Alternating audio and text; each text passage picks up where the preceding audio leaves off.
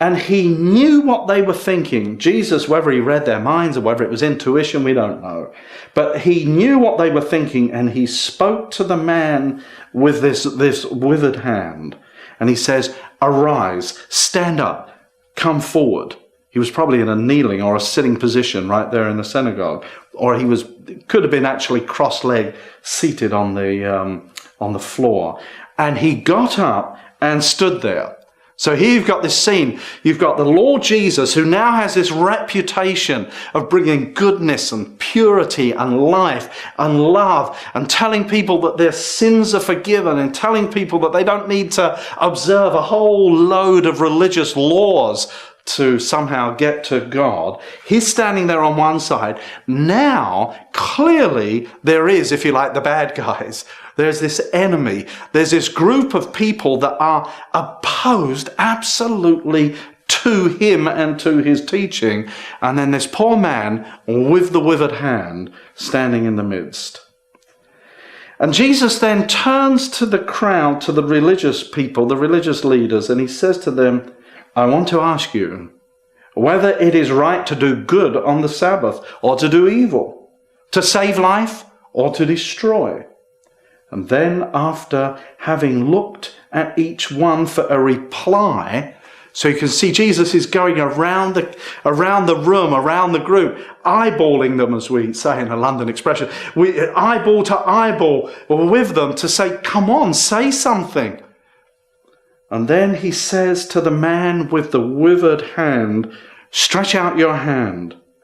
And he did so, and his hand was at once restored, as sound as the other.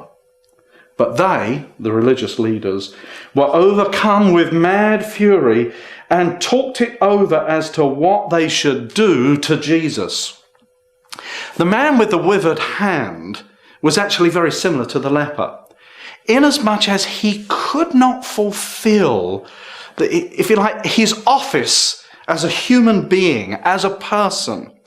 He was created to work and to use his hands to provide employment for himself and to provide, if he was a man, to provide food for his wife and for his children, or if it had been a woman, for her to provide for herself and for her children and for others. There's something instinctively built into the human condition that these very limbs have been designed by God to fulfill a purpose. And this had been taken away from him. And as it had been taken away from him because of it being withered, it meant that he was, in his own mind and to the society around him, a half a man worthy only of the charity that some could give to him. And when Jesus saw this and encountered this, he reached out to the individual at their point of need, and through this supernatural power exercised healing. And as a result, the man with the withered hand was made whole. And also the man with the withered hand had his mannishness or his manhood restored to him. Now, these stories in themselves are very powerful, and the anecdotal or the illustration of them are also very powerful. But there's also a third layer, and that is an illustration or an allegory for the human condition. I would suggest to you that sin, those things that we do and we know that we do and have done that are obnoxious or offensive to God and man, creates like a leprosy in our being. In fact, often when I think of sin, I think it is so easy to get into, but so hard, so difficult to get out of it.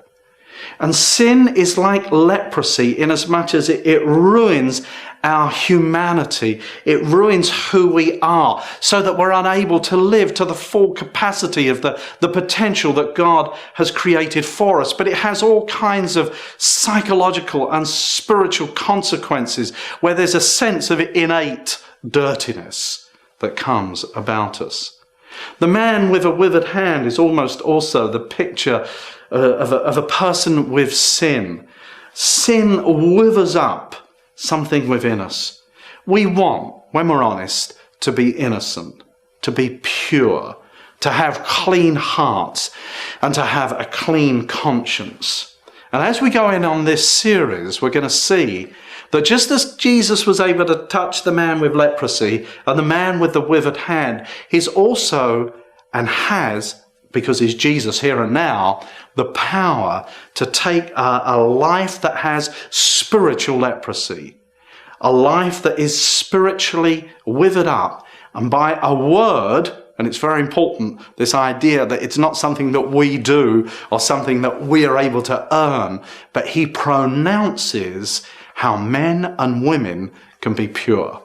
And so in these next couple of sessions, and if you're in a group together, talk about this whole idea of leprosy and sin and mannishness and humanity and so forth. But in the next session, we'll get a little bit more of a taste again on how Jesus, here and now, is able to touch the troubled life.